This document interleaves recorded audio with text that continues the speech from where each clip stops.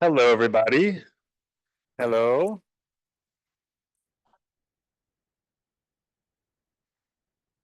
Hi, everybody. Welcome to CLAGS. Welcome to our first in-person event of this school year, Rethinking Queer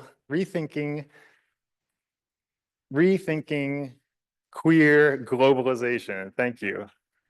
I'm confused because it is the launch event for our series this year, Queer Globalizations.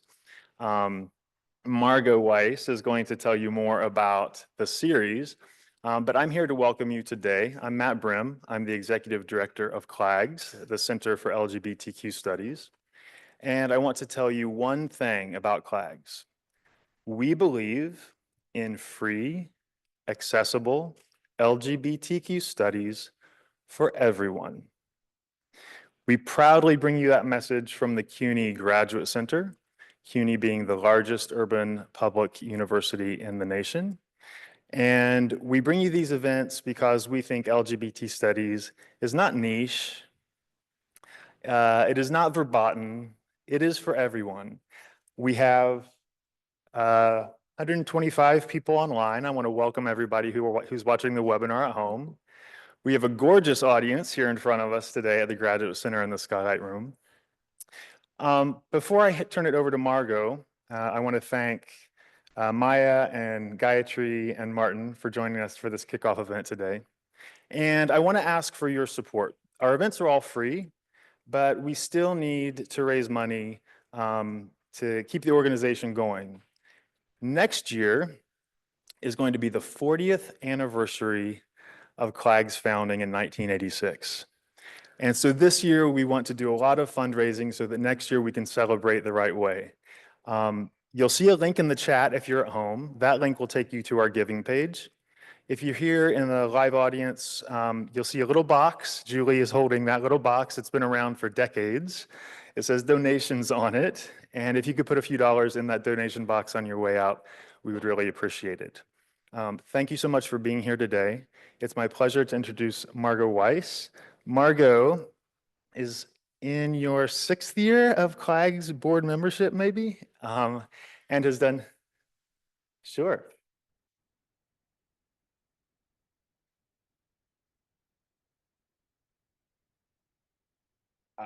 Can you help me, please? I actually don't know if I can do that or not. For everybody at home, we're going to turn the ASL camera on right now, but Laura Westengard, our former board chair, is helping out with that. Margot Weiss, thank you so much for organizing Queer Globalizations, the series that Rethinking Queer Globalizations is kicking off today. I'll leave it to Margot to introduce the panelists today. Thank you so much for being here. Thank you, everybody online. We appreciate your support at CLAGS.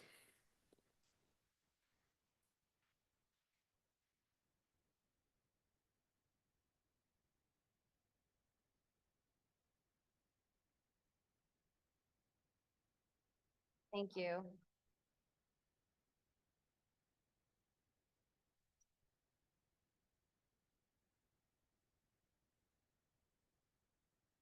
Yes. Okay. Carl's, are we good? Okay, great. Thank you.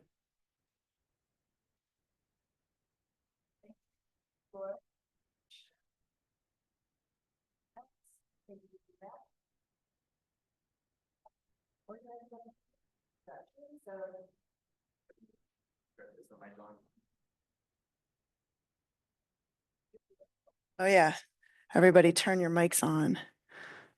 Is that better? Oh yes, that's quite different. Yes, okay.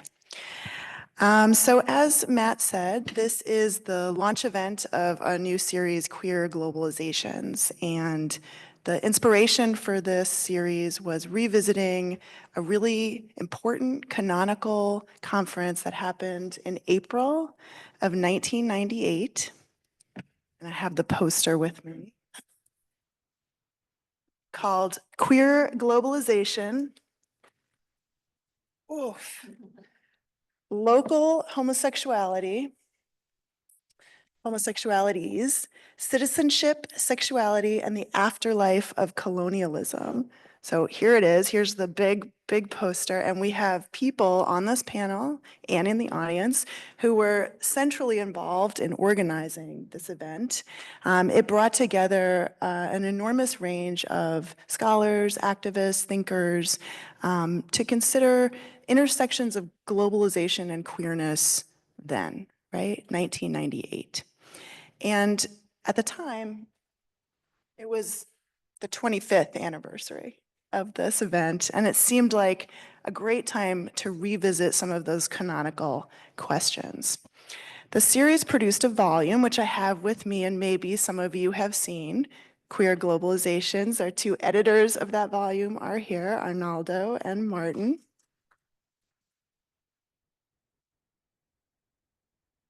NYU Press, it came out in 2002. And I'm just going to read a little bit from the opening, which is like still sharp and excellent for thinking about it today. Queerness is now global. Representations of queer lives and desires sell increasingly well as global commodities to general audiences. And gay and lesbian lifestyle products, from pink triangles to rainbow flags to the Carlos and Billy dolls and gay.com cruises, are more frequently bought as identity markers by queers around the globe. In a world where what used to be considered the private is ever more commodified and marketed, queerness has become both an object of consumption, an object in which non-queers invest their passions and purchasing power, and an object through which queers constitute their identities in our contemporary consumer-oriented, globalized world.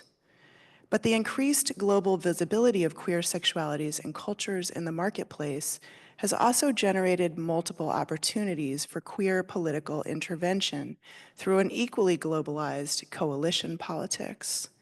Interestingly, as the private is ever more commodified and the body is more and more targeted as a site of global consumption, queer sexualities and cultures have come to occupy center stage in some of the most urgently disputed issues of our times. Queer sexualities and cultures have often been deployed negatively to allay anxieties about authentic national belonging in our massively migratory contemporary world. And they've been deployed positively by nation states in order to project an image of global modernness consistent with capitalist market exchange. And yet this position occupied by queer sexualities and cultures in our globalized world as a mediating figure between the nation and diaspora, home and the state, the local and the global, has not only been a site of dispossession, it has also been a creative site for queer agency and empowerment. So that is the opening to Queer Globalizations then. And I think Arnaldo. also now. So this whole series, and we'll turn to this panel soon, but I'll give you a tiny preview of the series with another poster. This is our launch event for Rethinking Queer Globalizations. The next event is in October 8th, on Unsettling Queer Anthropology, which takes up decolonizing and queer of color turns in anthropology. In December, our panel, our roundtable, is on the queer politics of solidarity, where we think about queer solidarity politics between Palestine, Indigenous Americas, and Hawaii. Provincializing Queer and Trans Studies in February takes some of these questions to global queer studies itself, right? How have those fields changed, transformed, or not in relation to new forms of globalization? And that's in February. And then in April, we have Queer Trans Migrations, which is a roundtable panel thinking about different migrations, asylum regimes, and the flow of people from across different borders, and how we think about queerness and transness in these exchanges today. So a lot has changed since 1998, and really like not at all also. So it seemed like a great opportunity to celebrate some of this amazing CLAGS work from the past, but also really bring it into the present.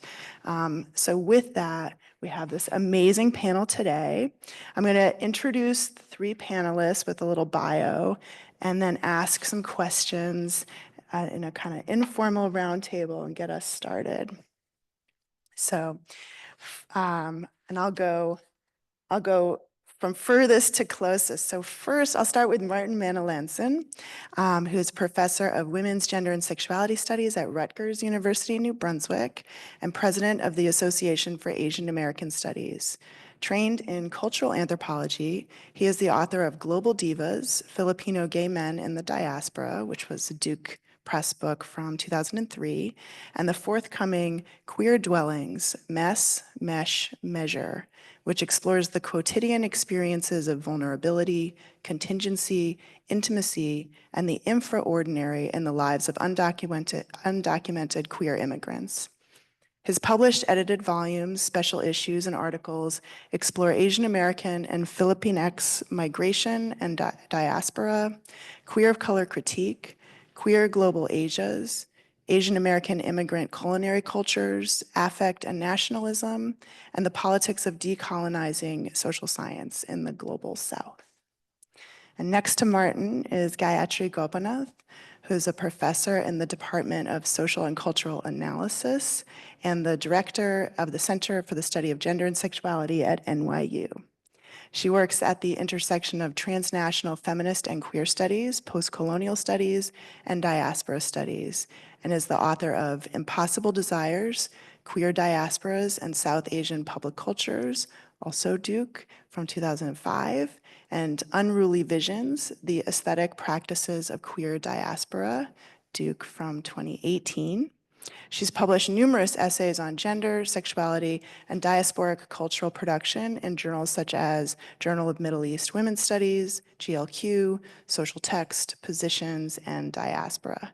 And both Martin and Gayatri are former CLAGS board members and were centrally involved in the 1998 conference. And next to Gayatri is Maya Mikdashi, who is Associate Professor of Women, Gender, and Sexuality Studies and the Director of the Center for Middle Eastern Studies at Rutgers University, New Brunswick. Her work focuses on state and archival power, sexual and political difference, settler colonialism, and law, religion, and secularism. Her first book, Sextarianism, Sovereignty, Secularism, and the State in Lebanon, which, mixing it up, is Stanford University Press 2022, won 5 book awards. Maya sits on the editorial collectives of the Journal of Palestine Studies and Social Text, and is a co-founding editor of the online magazine Jadalia that centers public scholarship on the transnational Middle East. Maya's work has been translated into and published in Arabic, Turkish, Farsi, Spanish, French, German, Korean, and Portuguese. And I had to miss the board meeting, but I believe is a new board member of CLAGS. So thank you three so much for coming out today, talking about queer globalizations. And I was hoping we could start off by reminiscing a little bit. Like, it's 1998, going back to that moment of the conference, what inspired it, what you were thinking about, what was happening in the world, what came out of it. Yeah. Yeah. I guess I'm on the far edge of the age spectrum. Yeah, it was an interesting moment. The 90s, it was a product of the 90s. There were several things that were happening. But before I forget, I might forget that it was under the leadership of Jill Dolan that we got a big grant from the Rockefeller Foundation. And Jill Dolan was just a consummate leader, very serene in her ways, but very she would call very trenchant in the way she administered and run the center. It was a very vibrant center. then, and it is until now. But what I wanted to kind of say is that, yes, there was money, but there was also a lot of things. There were also a lot of things happening in the 90s. As you can see, you might want, people might be looking for trans in the anthology. But if you recognize the history of trans, the 90s, if reading David Valentine's book was still emerging, right? So that the concerns of trans politics now were reflected in some ways in the concerns of the papers and the discussions in the other conferences and presentations. The other thing too was the other things that were happening on the academic side.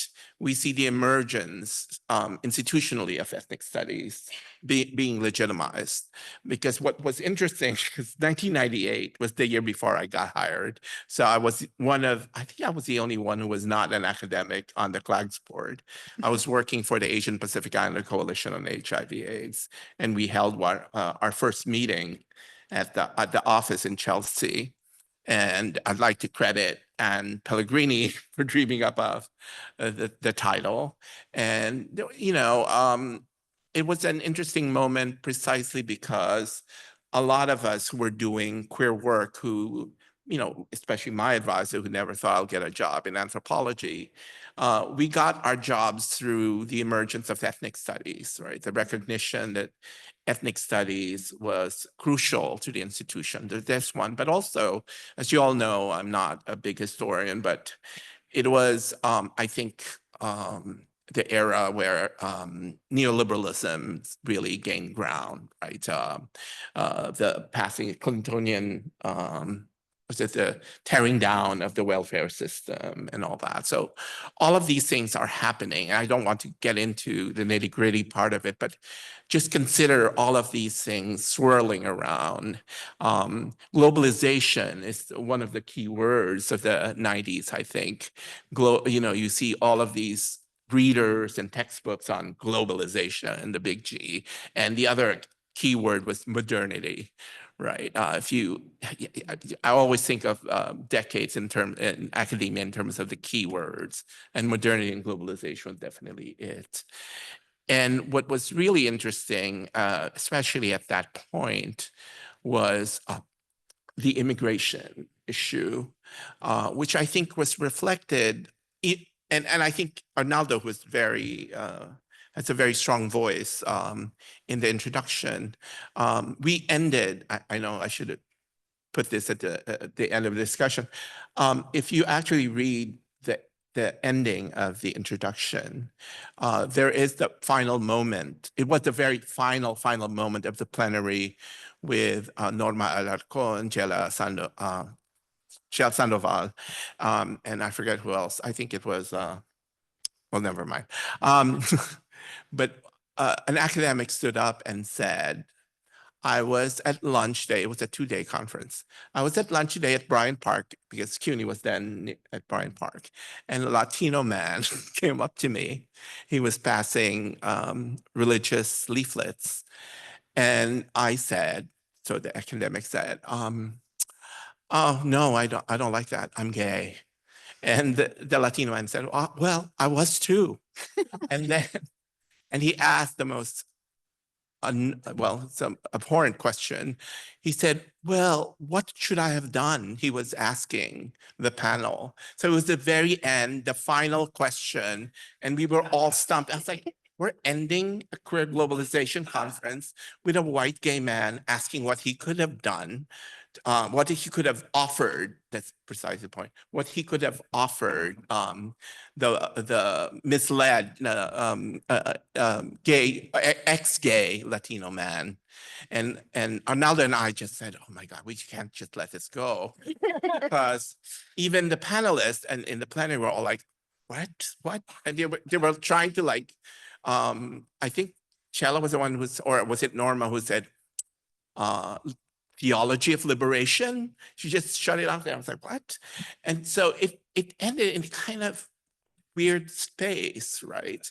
Which we also thought was a good space to begin, right? The discussion, because what really we think of globalization as you know, all of the literature on globalization has said, it's not this kind of Americanization, it's not a monolithic, you know, things becoming different, but really it's about the other key word of the recent decade, entanglements, right, of collisions, things. And precisely, I thought that the conference was, in fact, a series of entanglements and collisions, people coming from different disciplines, and people coming from all over the country, but also some who couldn't make it from abroad. It was a really good time to think about globalization in this way. But I remember getting my job a year later at Illinois, when someone said, "Oh, queer globalization, that's another." You know, when globalization is the key word, you just keep adding to it. So it's like a new thing, but it's just globalization, right? Because I remember trying to propose a queer globalization seminar, and I was told, "Oh, globalization is globalization. Why are you adding queer to it?" Right? It's just, you know, insignificant, and I made a case for it. But what I think, and just to wrap it up a little bit, it was a very good time. Jose Munoz was on the board, Anne Pellegrini, you, and who else was on the board? Yes. They are, yes. The reminiscing can be big labor. Yeah. But it was an interesting time because it seems like things were not so much coming together, it's coming to a meeting point of things both in academia and in the larger world, which I think was very interesting to point out at a moment where things like queer was coming into terms with an emergent trans culture, trans politics towards the end of the 20th century.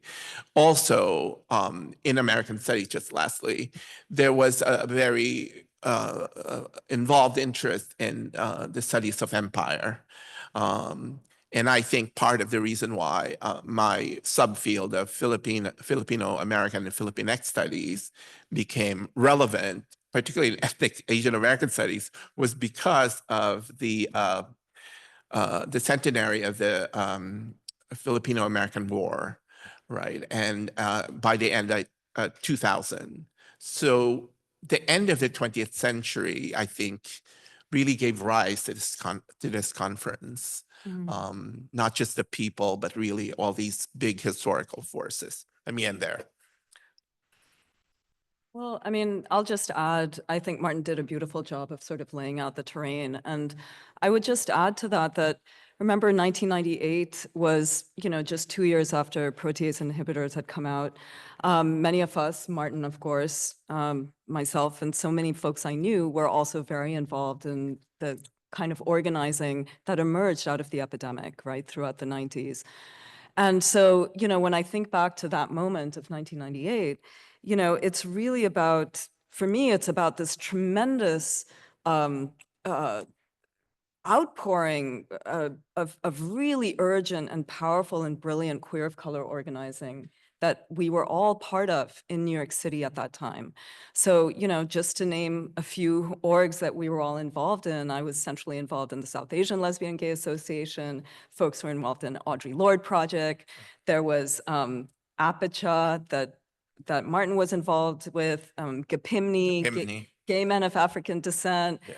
Asian lesbians of the East Coast, like we had so many acronyms, you know, like they were just, and so we were part of this kind of ecosystem of queer of color organizing. And so many of us were immigrants. And so many of us had a diasporic sensibility. And so we weren't simply connected to what was happening in New York City or locally or even nationally, we were also looking to all these other diasporic sites. So in SALGA, the South Asian Lesbian and Gay Association, for instance, we were centrally concerned with the rise of the Hindu right that was happening simultaneously and what we as queer activists could do to intervene there, right?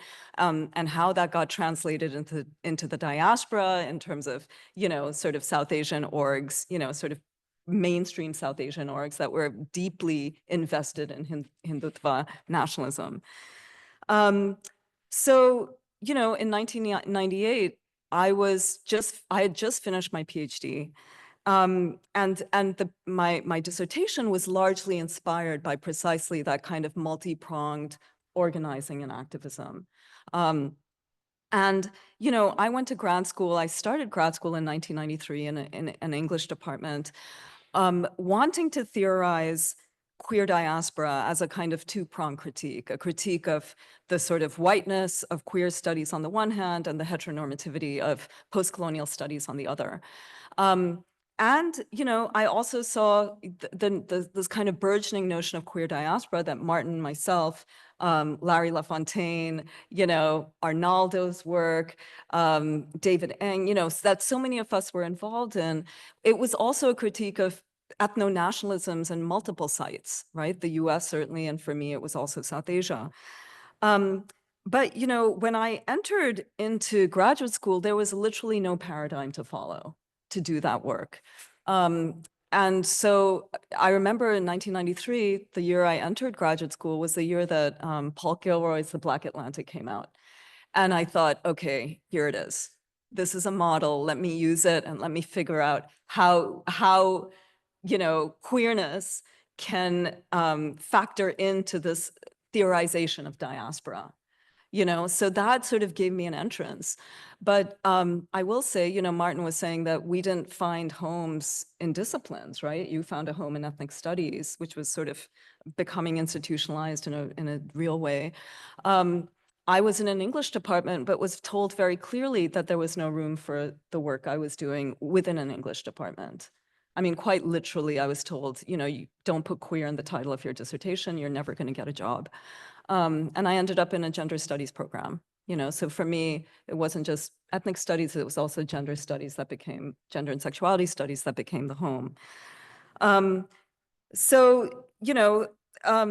I'll just also mention that, Martin and I met actually for the first time when Martin was working at GMHC, Gay Men's Health Crisis, and did a workshop for SALGA organizers. So that's how I met Martin for the first time. And then I saw him at a gay pride event and I was like, and so that's how, so we all kind of, organizing was really central to the kind of intellectual projects that we were part of.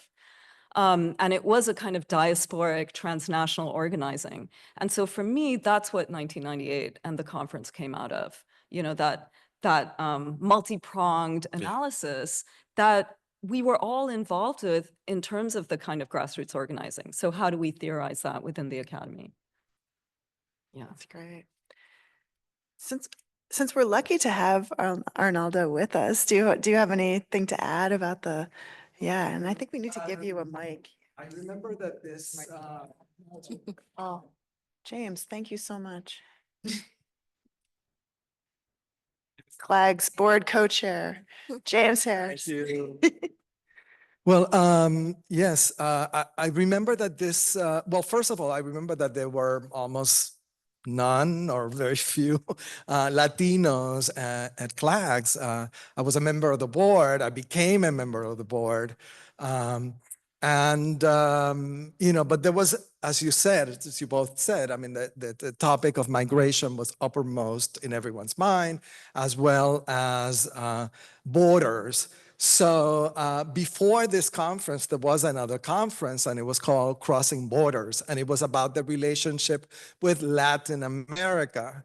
And that was a very telling one, because what I remember most and what was most emblematic of that particular conference and most charged was the fact that we brought from Latin America, from Chile, an activist and brilliant Latin American writer, Pedro Lemebel. And he, he came and he brought the shoes, the high heels of this trans performer who had just died, and said to him, and as she was dying, said to him, to Lemebel, go and walk down Fifth Avenue for me. And so he did. He brought it. And so when he gave his talk, he put the two high heels on top of the table and he proceeded to give his talk. However, remembering that talk as well as subsequent writings from him, it became obvious that for him and for other Latin Americans who were at the conference, they were sort of still attached to the colonized South world model versus the metropolitan power. And unbeknownst to us, we were part of the metropolitan power. I mean, it was still a binary. It was a subversion of the kind of power that existed of that binary, but nevertheless, it was still the same binary. And so to me, this was kind of like, I would say, a kind of introduction to the future conference, where we would try to do something different, or we would try to get through to some other kind of model that we have called coalitional, multi-pronged, entangled, etc. And I think that that's what this conference was to me. And when that particular person that you're talking about, sort of when the conference came to a screeching halt because we were supposed to provide the answer for this scholar who wanted to rescue Latinos, then, I think that was also very telling because that's what the conference was not about. But it was a very complicated, as you said, discussion, and I think it's laid out quite well. I'm surprised, but I really do like our prologue, and it's laid out quite well about the turn towards a different sort of activism, and a different sort of activism that actually was able to be effective, as you were saying, from the diaspora, where the diaspora did not become invisible in the process, and where we would be able to where multiple minority groups would be able to work and be visible. So anyway, this is what I remember. Yeah, thank you. Do you want to speak to the? Here you're up. Yeah. Okay. That was just an aside, but yes. Yes, thank you. No, thank you. Yeah, okay, so, I mean, I remember when Glocal came, right? Like this Yeah, moment of like globalization and thinking, right, the global and the local, glocal, which is like, was impossible to say. And then this sort of the problematic of ethnic studies is a sort of moment of queer of color critique that comes out. The crisis of migration and of nationalism, that's surprisingly, well, this is my question, not that dissimilar from today. So as we're like thinking about all of these things that were in there then and bringing it forward, what's resonating about queer and globalization in this moment, in the political sphere, in the scholarly sphere, in the activist sphere? Because all of these were coming together, right, in the 90s to produce this moment. Maybe, Maya, can we start with you? Sure. Excellent. I will actually revisit 1998 from the place where I was in Beirut. It was my first year of college. No, I was last year of high school, first year of college. Sorry. That's okay. There had just been a war in 1996 with Israel, following the end of the Civil War, 1990, 1991. A quarter of the country was still militarily occupied by Israel. I remember what the global moments for me were obviously the war in Lebanon and also the war in Yemen, and also the nuclear arms race between India and Pakistan. That was like a really big thing. Apartheid, South Africa, the sort of transition that was happening in South Africa. And I say this because I think it's interesting how we locate the global and our different experience and transits of the global based on where we are. And it was also really the first year that I remember being involved in queer organizing, or like the beginnings of queer organizing in Lebanon. And those were very much oriented from the very beginning as an anti-war plus, the pro bodily rights. That's how it was framed. And we had a beautiful arts movement also, beautiful films. I know you've written, I read like Akram Zatari's work. I mean, really, and to me, the 90s, that was the global, right? That was the queer moment. The queer politics were very much at the beginning an anti-war politics and a pro-liberation politics. And that's another, I think, global trajectory of queer politics and queer globalizations that doesn't necessarily have a fixed origin point, but is moving in multiple itineraries with multiple, So what I think when we revisit this question now, it's important to think about like, so what is the queer? What is the global? What is the now? On those three levels. And, I think, and I'm teaching actually a class on transnational feminism now.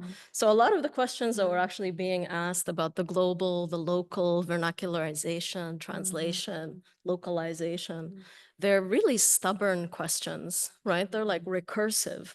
There's just something about it that doesn't go away. So clearly we haven't figured something out, right? And I suspect part of that has to do with the political economy of the university. So if you think about it, right, we're talking about globalization. We're about queer globalizations, both historically and in the present, and how queer globalization mixes the past and the present in interesting ways. We all work at American universities. We're at an American university. We publish in English. We publish with American university presses. How global are we, right? How global is this panel? So that's sort of one way I would think about what is the global, where is the global is still, I think, the sort of central question here. Where is the global and when is the global? Because if you look at all these sort of moments, historical emergencies, right? They've always been global in some way, and they've always, I think, involved some of the kernels of what we think about as sort of a queer politics today: insurgency, solidarity.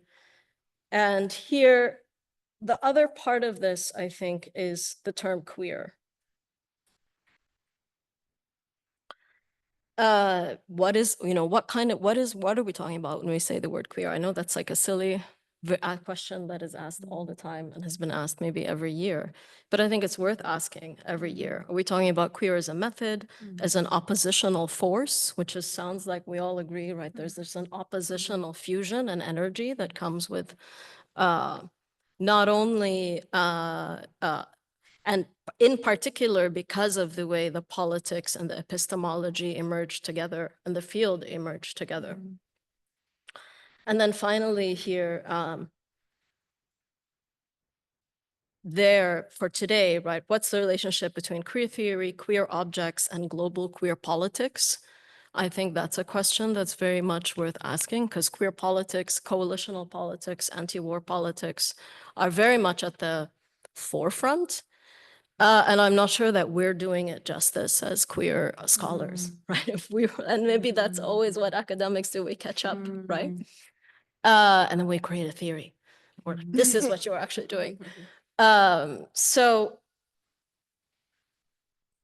and then finally, what is the today? And again, I think it's really important to ask when is the today, where is the today, and for whom is the today? We're living at this moment where there's an entire people that are being told there is no tomorrow for you. The tomorrow doesn't exist.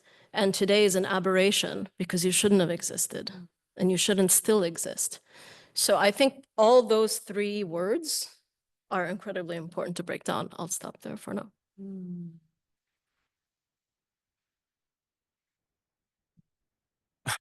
What? I'm lost in reverie. No, it's interesting to me the way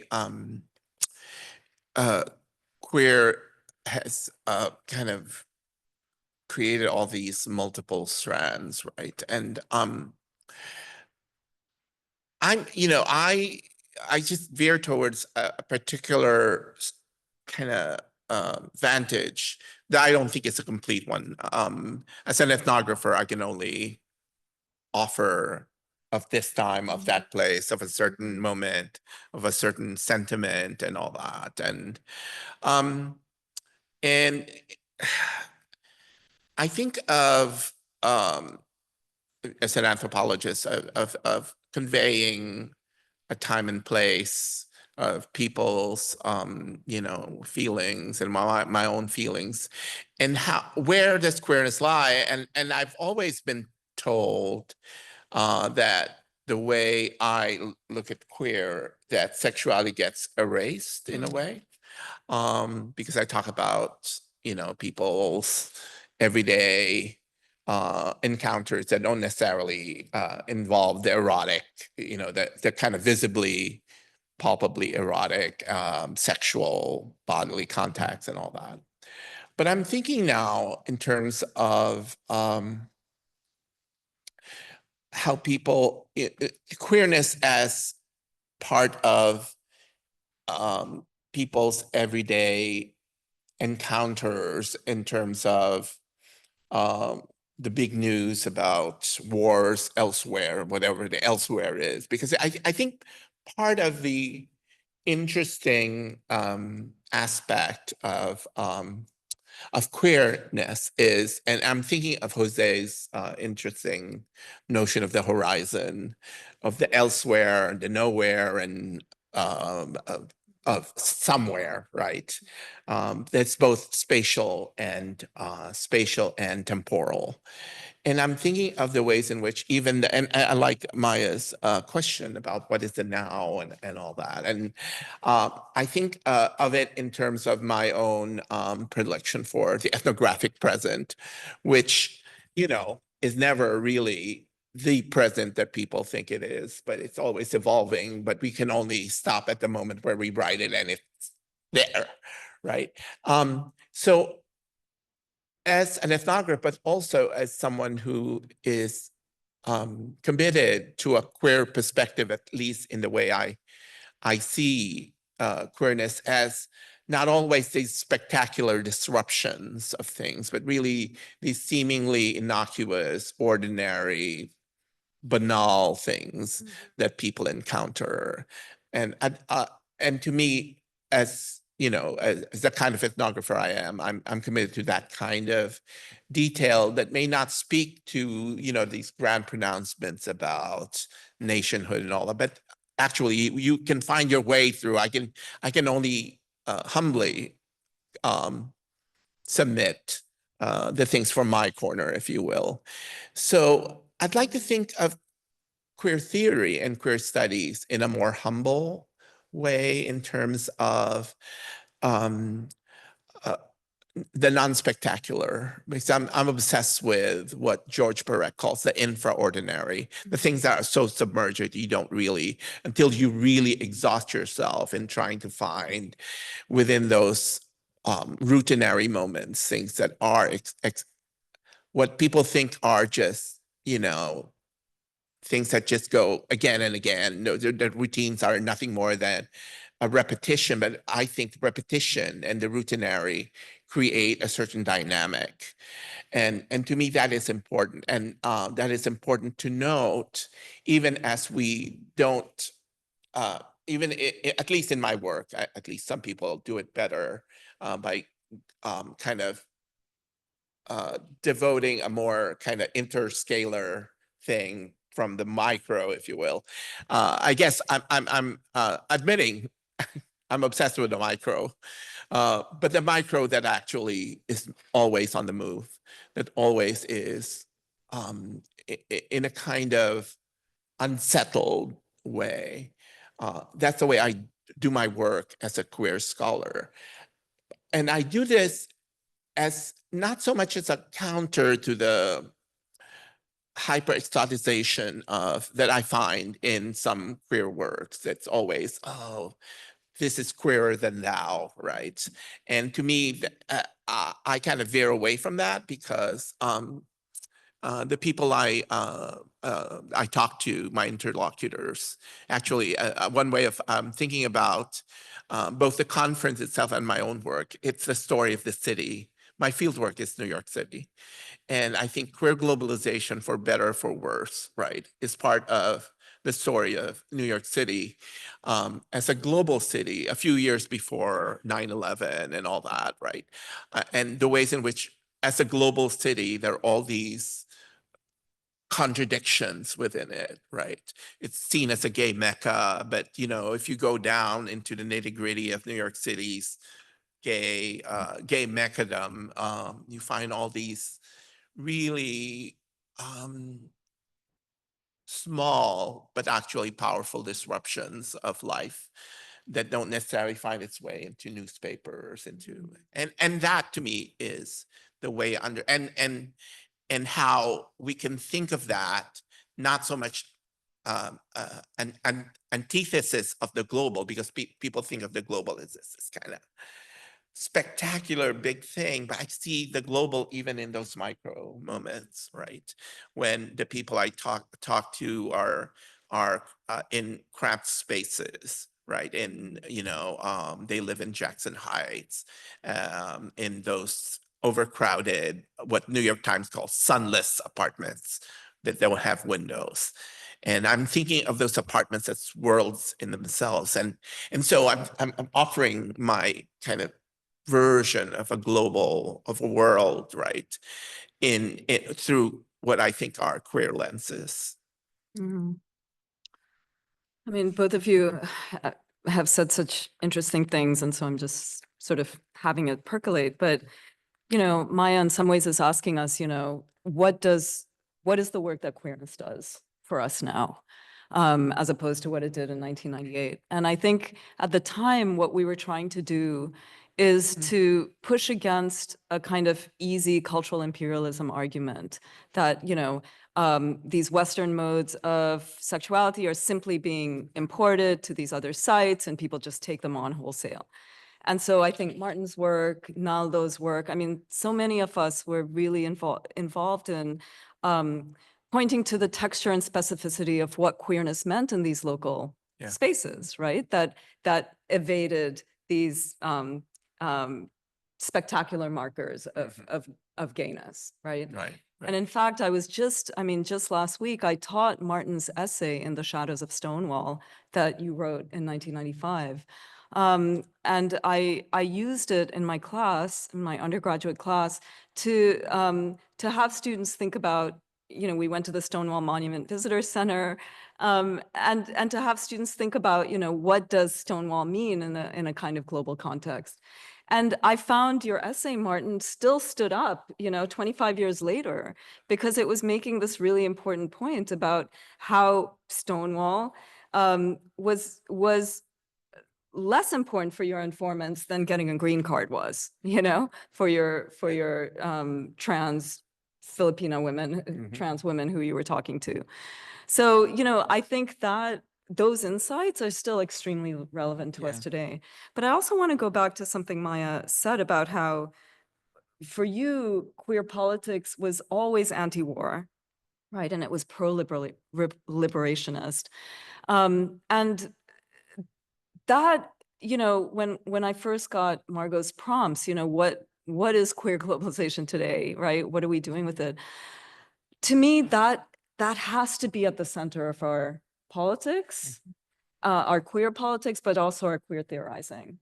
And I think you're right, Maya, perhaps we haven't sort of caught up to what's happening already in the organizing front. But I've been so heartened by how it's queer folks who are at the forefront of these liberation struggles right now and who are articulating the connections, right? Between sort of, you know, US empire and, you know, Israeli settler colonialism. I mean, that's happening from queer folks and queer organizers. So, you know, I still hold on to queerness as that kind of oppositional force, as you were saying. In my more recent work, I've been very much thinking about queerness as precisely a kind of method that allows us to see and to sense entanglements, right? And I'm looking at Candace here, who also does kind of similar work. And so, you know, for me, that's the kind of power that we can do as scholars, is to allow us to see the connections between these different, apparently disparate historical phenomena, right? But anyway, I just want to say, like, to me, that it feels very urgent to think about how queer studies is responding to this particular moment in terms of the kind of violence and militarism that we see happening. That's great. I just like when I was preparing for today, I went back and I read the introduction to the book, and I actually made a note. I was like, wow, they wrote a whole book as a white guy. They got angry at a white guy. Like, that's an amazing reason, actually. Maya, to let me write a- just say, history comes full circle because that man is someone we've worked with. So then, I guess. We're not naming names. We're not naming names, Okay. no, You heard it here. You didn't hear it here. unfortunately. Yeah. Well, no, thank you. It's something happens with because I've been asked to do something around queer studies and Asian American studies, and I keep forgetting a big chunk of my life was on HIV/AIDS, and part of what was happening in my move from Gay Men's Health Crisis to Asian Pacific Islander Coalition on HIV/AIDS was precisely that moment when people were realizing, particularly around immigrant population, immigrant communities, that the categories, what do you call this, heterosexuality, gayness, and all that were insufficient to face, particularly around immigrant communities. Haitians, in particular, were a category in separate in the epidemiological CDC categories because they couldn't understand where do they fit, and precisely it's these kinds of moments when categories are insufficient, right? When categories are in fact violent because they get imposed on CDC. Well, we'll give you, the Haitians were given some kind of weird designation because they were like, oh, is it hemophilia or is it because they're all closeted or whatever? But to me, that was an interesting moment because precisely by the turn to the 90s, AIDS organizations, the CDC, where, as you all know, the history of AIDS, it was no longer the weight gay man. It wasn't GRID anymore. It wasn't gay-related immune deficiency, but rather a larger spectrum of diseases coming with cultural repercussions, right? And to me, that was really an important moment where I think even at that moment when gay and lesbian studies was the thing, I think queerness came in as an antidote to the staticness of gay and lesbian studies. Sure. Right. And because then for a moment, I was surprised when, the early moments, when was the first gay and lesbian conference, kind of dating myself. Was it Iowa? Yeah. Oh. Yeah, when people started saying queer and people were like, no, queer is not it. It's supposed to be gay and lesbian. I mean, that's ancient history now for a lot of you, but I witnessed this moment of like gay and lesbian are insufficient and in many ways can be violent at that particular time. So, so I think queerness comes out of that, as you know, really he pointed out of these moments of crisis, but it's not a crisis, as Lauren Ballant would say, crisis didn't just come out of the blue, but it's part of a continuing, it's racist medical system, racism in, throughout colonialism.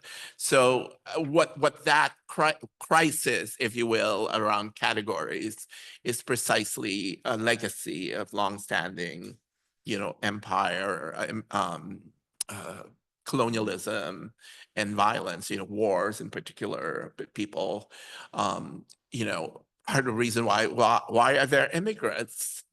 It's like, is it because we're such a lovely nation to come to?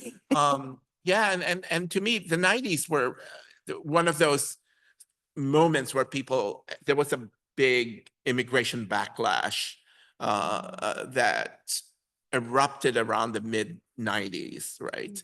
I mean, it's one of those moments, but it's interesting that it comes in tandem with the crystallization of neoliberal capitalism with Clinton. People say, oh, Clinton was a Democrat. That doesn't matter. Clinton demolished the welfare system, and he was like really fulfilled the dream, the neoliberal dream. So that was the 90s, right? And you see all of these things that are connected in different ways that I find really intriguing. Me not being a historian, but I find now that I'm compelled to look back, I'm seeing all these things happening. Why were all these disruptions, if you will, were happening? And I think it takes a queer vantage to see them as that, right? As connected in different ways, and not just, oh, there's more immigrants all of a sudden, right? But I think what queerness does, a queer vantage does is to open this up a little bit. So there. Yeah. So first of all, I think the Zoom folks have a hard time hearing, so I think we should hold on to Okay. our mics if we're going to turn so that people can still hear. gonna Yeah, actually is that right? Okay. Okay. And yeah, Arnaldo, did you want, yeah. I just, I would not have forgiven myself. I didn't say this, that 1898 it was a centennial, right? And I think in the introduction, our last words are about that, that there's something missing, but that has been uppermost in our minds. The Filipino and Puerto Rican, uppermost in our minds is the centennial of the 100 years of American colonialism. And so that it does have, war was very much part of what we were thinking about, war, militarism, empire. But as Gayatri said, we're searching for more sophisticated forms, of addressing empire that wasn't so binary, or even, as I expressed before, the kinds of metaphors that were used in Latin America for AIDS, which were imperial. It's an invasion of, so it was still nationalistic. We were trying to get away from that towards something broader, more complicated, more entangled. Yeah, I mean, it's a great ending, acknowledging that the essay grew out of this conference. And ironically, this is what you both write. Ironically, no single essay in this collection addresses the topic that initially motivated us to organize a conference and edit this volume: the intersections of colonialism, queer sexualities, and globalization that are inscribed in the date 1898. And I mean, I was also struck looking back at the title, the subtitle, Citizenship, Sexuality, and the Afterlife of Colonialism, and that afterlife, right? So I think, right, I mean, as we've merged all of the questions, right? Like, what is globalization now? How do we think about queer studies, queer theory in relation to like crucial global political scenes? But that's really what we're talking about, right? It's that what's the afterlife of colonialism? How do we think about empire, imperialism, the rise of fascist authoritarianism, ongoing genocide? How do we address this in the form of queer globalization? Is queer theory or queer studies adequate to this? Is that, I mean, I'm back to Maya's question of where and when is this now that we're locating ourselves. So yeah, let's stay there, right? With that citizenship, colonialism, afterlife. I mean, this seems so centrally important today. Well, I think, right, we're still living in a colonial world. This world is profoundly colonial. The United States is a colonial space. So an imperial space in and of itself. I think one of the ways to, and I'm also so like amazed to see how queer people really are at kind of the forefront of thinking, acting, writing, speaking. And I think there's probably many, and then as professors, like they make me feel braver, right? Because they're so amazing. And it's partly because it's so incredibly insulting, how we're being used to foment and intensify settler colonialism, war, and genocide. And not only is it incredibly insulting, but it's incredibly harmful because that is, and it is a very profoundly anti-queer both. And it's an attempt, I think, to intervene into actually the genealogies that we're talking about, basically, and saying, no, you don't get to be that. This is what you are. This is what we've decided you are. So there is something about, I think, the colonial and the post-colonial, and I will go back here to sort of I always think about it in terms of like, if I was going to write a syllabi, when we all sit and write our syllabi on a class that's like queer theory or queer studies, who gets to be on the syllabi as the unmarked area? And who is the weak on, other parts of the world, right? And it's similar to, and that's kind of how I think about this conversation, right? The unmarked and the marked, and the colonial travels through the unmarked epistemology that we come to think of as, and this is right, like queer theory as American studies, as a genre of American studies, as the ability to transcend history and just to write from that kind of empty space. And those of us whose work is responded to as sort of overburdened by contextualization. Although what we're doing is talking about another world, right? We are talking about a world. Like my book is an ethnography, and I'm totally committed. I mean, this is why, totally committed to this sort of ethnographic method as a queer method and as a queer political method also. But my work is, it's an ethnography of the Lebanese state and Lebanese society. And oftentimes people are like, well, this is such a, local globe, like small country. And you're like, actually, Lebanon resembles the world so much more than the United States, right? Constantly at war, like continuous war, poverty, extreme wealth distribution, like the climate, the concentration of sort of climate collapse, intense different forms of migration, being not an important country is actually what the majority of the world is, right? So I think in that way, we're important. But this actually does sort of bring me to a point of, I think one of the things that is shifting geopolitically that we are paying attention to and that probably will be more and more important in the work that we do, is to think about actually the world having become much more, I don't want to say multipolar, not yet, but there are definitely forms of nested power that are emerging in very interesting ways that are really recreating, I think, maneuverability.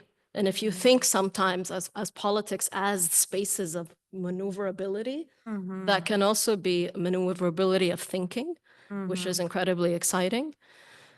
And, you know, like I also teach in Middle East studies, and I teach a class called Introduction to the Modern Middle East, and I love teaching it.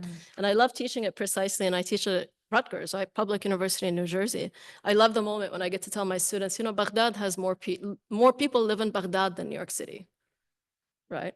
Istanbul is 20 million people. Cairo is 20 million people.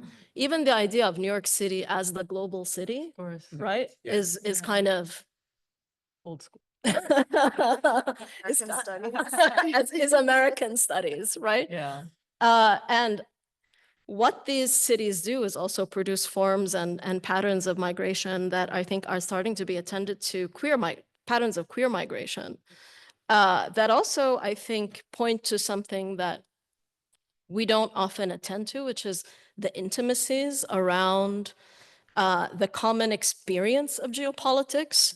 So for example, why have Syrian, I mean, obviously there are many Syrian refugees in Lebanon today, like 1/3 of the country, because of war and displacement. But also there has been a history of queer migration to Beirut from Syria, from Jordan. Istanbul is now the place where people from around the region go, right? Queer people. And they're not trying to get to the UK. That's right. Right? They're not trying to get to the United States because they're insisting on being able to go back, fly 1 hour or take a car to get back to Syria when they can, right? To go see their people, their families there. And I think all of those things are very exciting actually in this moment. And again, it brings us back to this question of sort of like, what is and the limits maybe, right, of queer. So for example, I was just revisiting the debate on children and reproductivity in the future and the Munoz Edelman debate.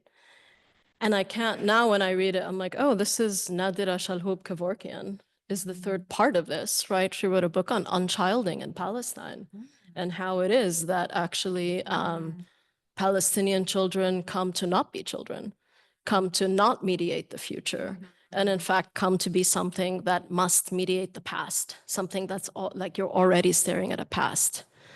And I think one of the challenges of queer studies is to look very seriously at other fields, fields that have dug in very deep in the subjects that have been neglected in queer studies and build bridges epistemologically and politically to know, for example, that author was arrested, put it, you know, precisely for her work. You know, she lives in Jerusalem, she's Palestinian. I think all of those things are challenges that are epistemological. They're very much about field. Yeah, and I guess I'm returning to that question of like, what is the global? Where is the local?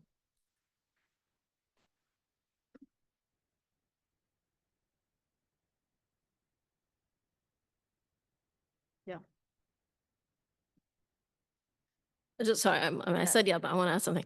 There's also a danger of like theory. Sometimes there's right, like theories when they hit, they also get taken out of place and they just circulate outside of the space where the theory was created, right? You see that with Fanon, right? Like the potability of Fanon without the potability of the Algerian Revolution.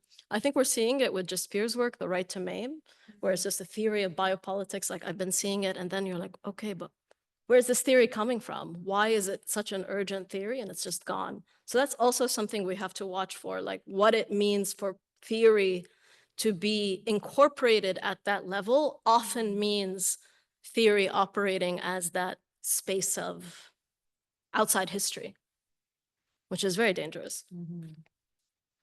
I mean, one thing that's striking in there's a lot that's striking in what you're saying, but one thing is, you said, I think in your first comments, that some of these questions of entanglement and locality, like perennially emerge. They're things that have yet to be worked out, right, in transnational feminists, and in a course on transnational feminist theory, right? They're like, right, and we're talking about teaching work from the 90s that still resonates today, right? And this kind of like return.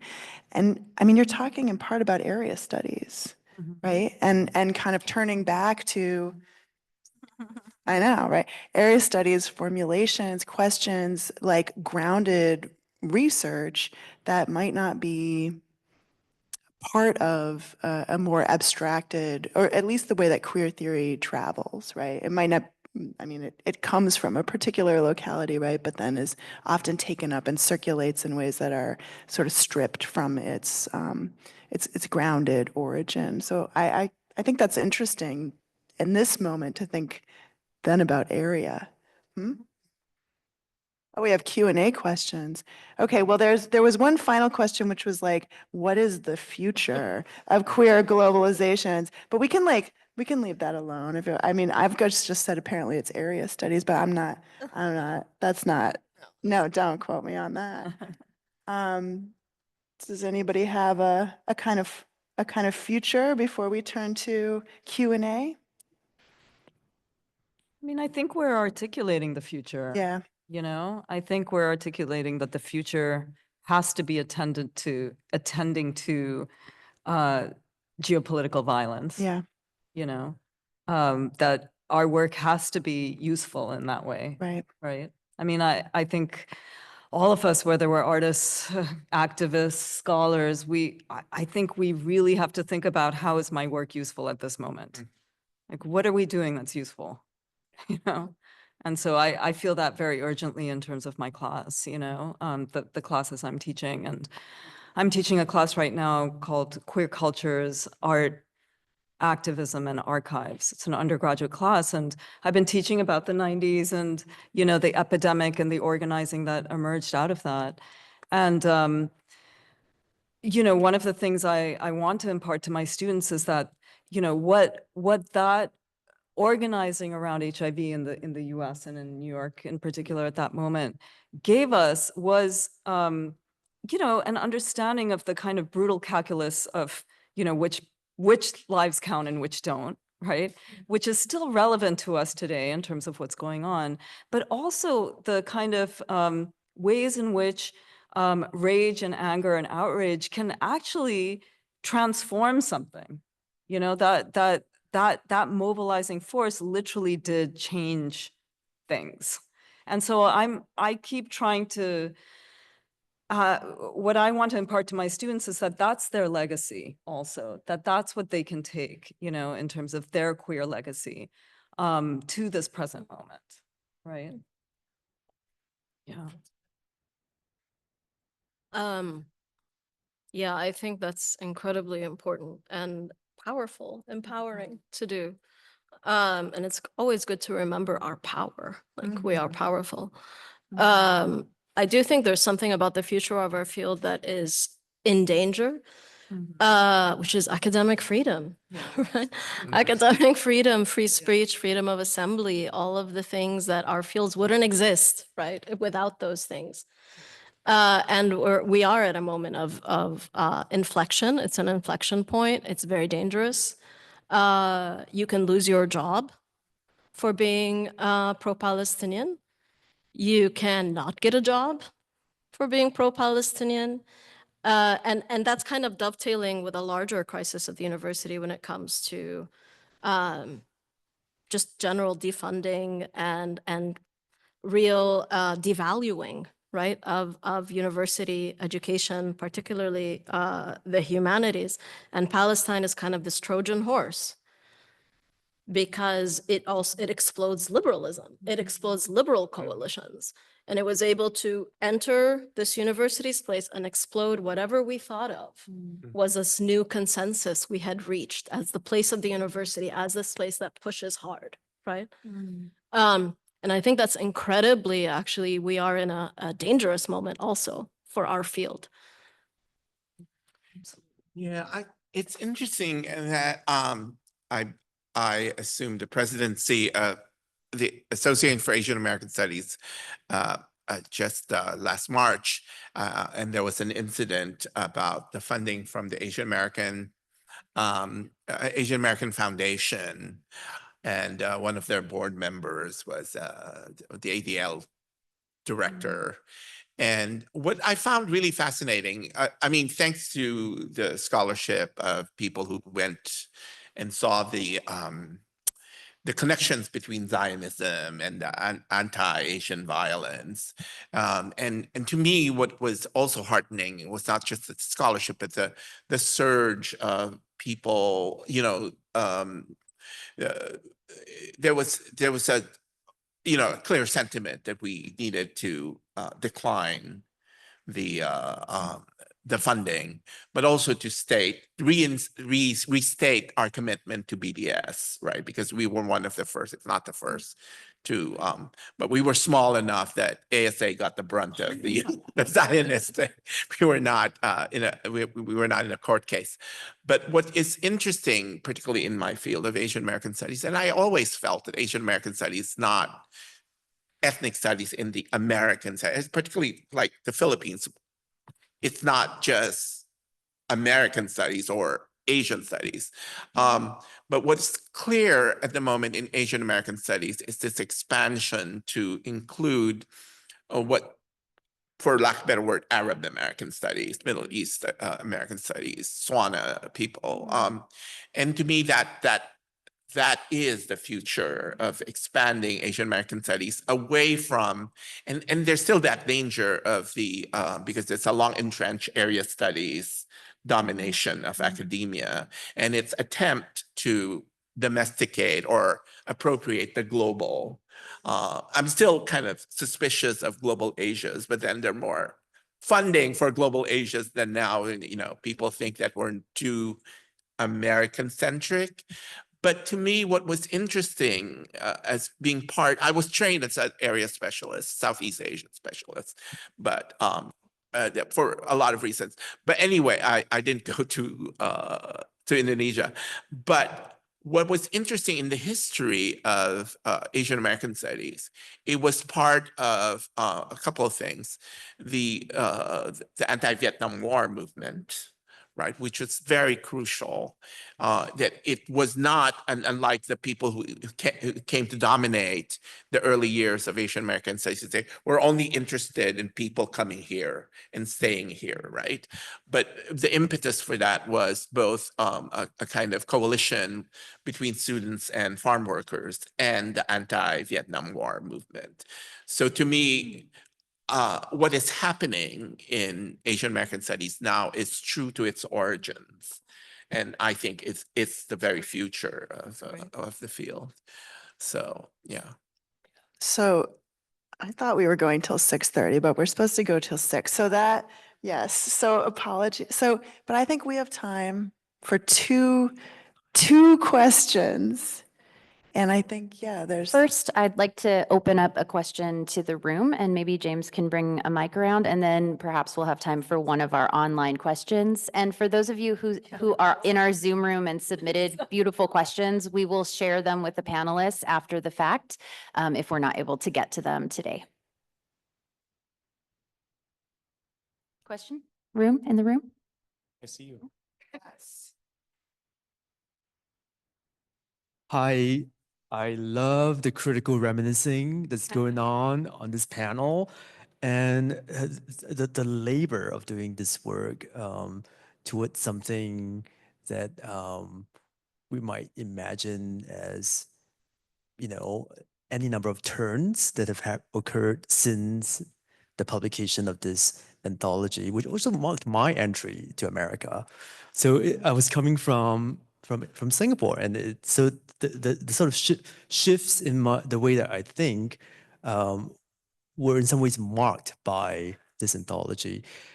I have sort of like maybe a fantasy dream question about how you might do this work differently today. Like who might you bring on this journey? Where would you visit?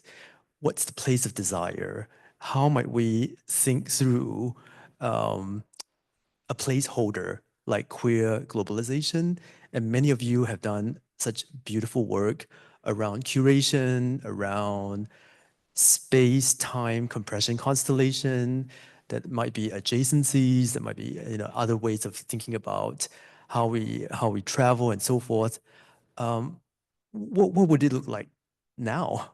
We talk about the problem of the global south, the question of language. Do we still turn to queer practitioners that we have not yet discovered as a way to open up these questions?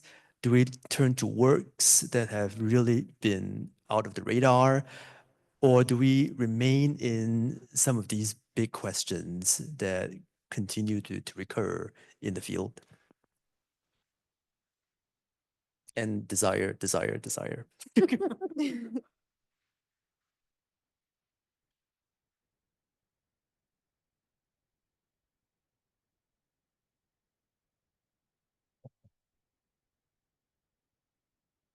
I mean, so Engbing, you're asking, how would we do it now? How would we do it differently?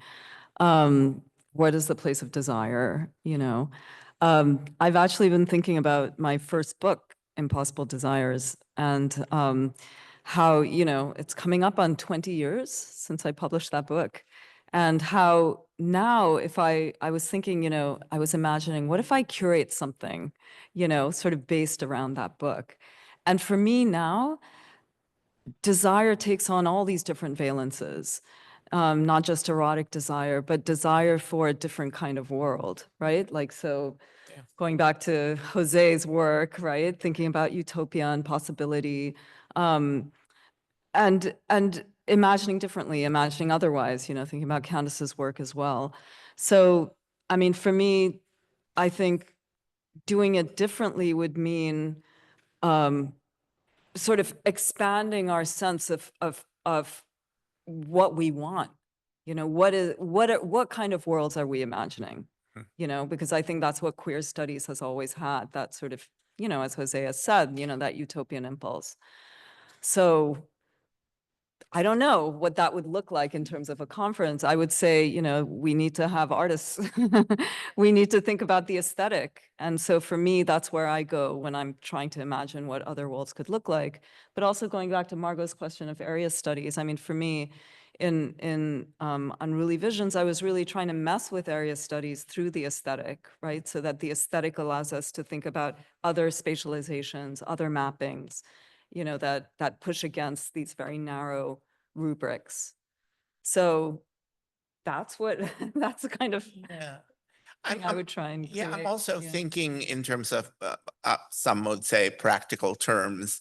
There were people who were unable to attend conference. I mean, not a lot of people can attend conferences, period, right? But we now have that technology to listen. There were several people who didn't attend and were like Santiago, Silviana Santiago. And now we have that technology, right?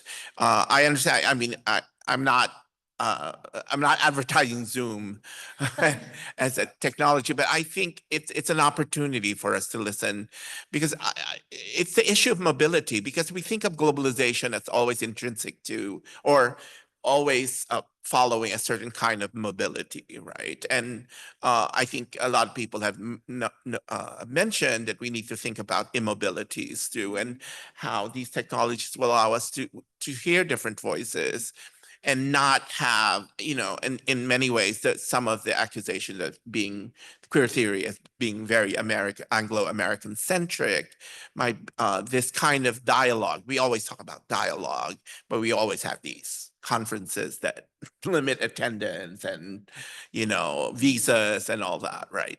And I think that might be a way to, in a practical way, be able to listen to other groups, that very vibrant groups all over the world that are not here, right? And we need to be able to do that. We were not unable to do that in 1998, but we do have that capability, right? Yeah. I've been like before Last year I was writing on a movie that I recently, like, it's kind of the movie, kind of movie like you watch it and you're like, how did I not know about this movie? It's called Cinema Fuad. It's a documentary by Lebanese filmmaker, maybe Mohammed Swade. It came out in 92, I want to say.